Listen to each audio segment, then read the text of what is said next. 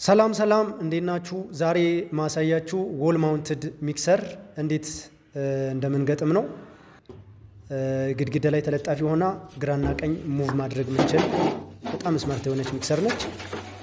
እንዴት እንደምንሰራው እንደምታዩት በግንባታ ሊሆን ይችላል፣ በብረት ሰርታችሁ ሊሆን ይችላል።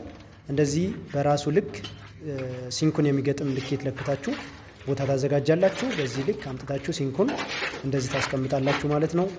ከዛ በኋላ ግድግዳ ላይ ባዘጋጃችሁት ፊሜል ኤልቦ ቀጥታ አምጥታችሁ ሚክሰሩን ትገጥማላችሁ ማለት ነው። ሲንኩን በዚህ ልክ ግራና ቀኝ ውሃ ልካችሁን ቼክ አድርጋችሁ በስትክክል መቀመጥ አለበት። ከዛ በኋላ ሚክሰሩ ተገጥሞ ግራና ቀኝ እንዴት ሙቭ እንደሚያደርግ በዚህ መልኩ ማየት ትችላላችሁ። ስለዚህ እንደዚህ አይነት ቦታ ሲገጥማችሁ መፍትሄ ያለው ነው። ይህን ሚክሰር በመጠቀም